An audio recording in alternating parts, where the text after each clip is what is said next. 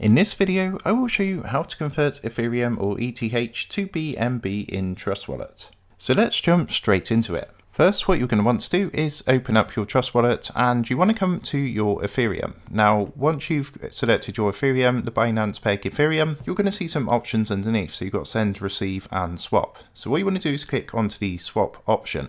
Next, you'll be shown a screen like this, and it's going to come up with a pop-up saying swap ETH or Ethereum. So what you want to do is select that option.